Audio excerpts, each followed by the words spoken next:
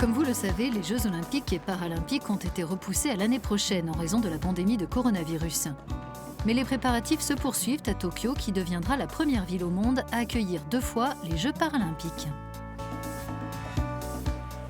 Konnichiwa, bienvenue dans ce nouveau numéro de Spotlight où nous vous invitons à découvrir avec nous les efforts déployés au Japon pour s'assurer que les Paralympiques ont un impact durable sur le sport, mais également pour tous ceux qui vivent avec un handicap au quotidien.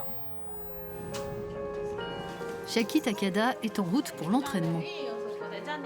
De son domicile au stade, cette athlète malvoyante bénéficie d'un environnement urbain aménagé pour le rendre plus accessible à tous.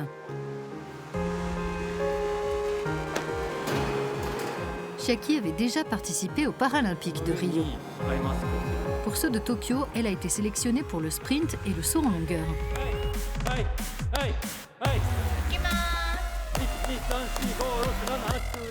L'athlétisme est l'un des 22 handisports qui seront représentés. Représenter mon pays signifie pour moi l'accomplissement d'un rêve. Le handicap n'est qu'une caractéristique propre à chaque personne et nous ne sommes pas différents des gens ordinaires. J'aimerais que ces Jeux soient l'occasion de supprimer les barrières entre les personnes handicapées et non handicapées.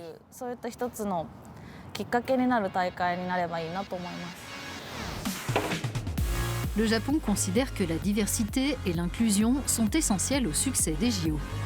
Tokyo veut offrir un accès sans obstacle dans les principales gares, terminaux de bus et aéroports pour permettre à chacun de jouer un rôle plus actif dans la société. Les informations sur cet accès sans obstacle au Japon commencent à être satisfaisantes. Les gens partagent des informations qui sont utiles pour les personnes en fauteuil roulant, comme les emplacements des toilettes, des restaurants et des ascenseurs. J'ai le sentiment que le Japon dans son ensemble veut profiter des JO et des Paralympiques pour se transformer. Le succès des Jeux paralympiques est vraiment essentiel pour Tokyo. Nous ne faisons pas cela uniquement pour les personnes handicapées. C'est bénéfique pour les mères avec des poussettes, bénéfique pour les personnes âgées. Tokyo a une population vieillissante, donc nous agissons aussi pour l'avenir. Pour les organisateurs des Jeux olympiques et paralympiques de Tokyo, le développement durable et la contribution à l'avenir sont clés.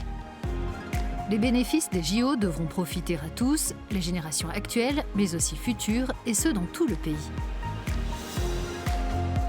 Pour en parler, nous rencontrons le PDG du comité d'organisation des Jeux de Tokyo dans son bureau qui surplombe le village des athlètes et plusieurs sites des Jeux olympiques. 60% des infrastructures existent déjà et les nouvelles installations seront au nombre de 9. Elles se trouveront principalement dans cette zone. Après les Jeux, la Bay Area servira probablement de terrain de sport pour les jeunes. À travers les Jeux de Tokyo, les notions de conception universelle et d'accessibilité deviendront ancrées dans notre société. Le concept le plus important pour nous, c'est une société inclusive.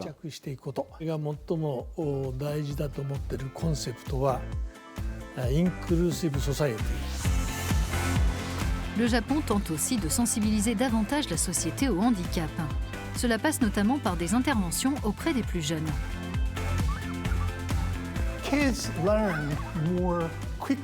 Les enfants apprennent beaucoup plus rapidement parce qu'ils n'ont pas d'idées préconçues.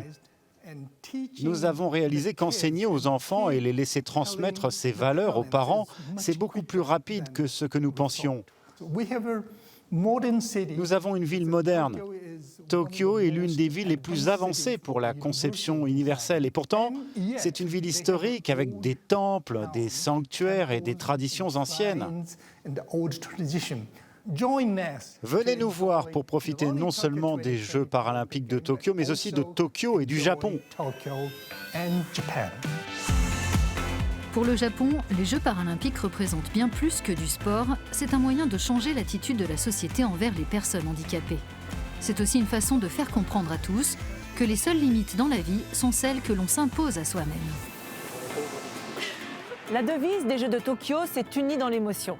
Et c'est cette humanité partagée qui incarne l'esprit des Jeux olympiques. Merci de nous avoir suivis, arigato gozaimasu, et à très bientôt ici au Japon.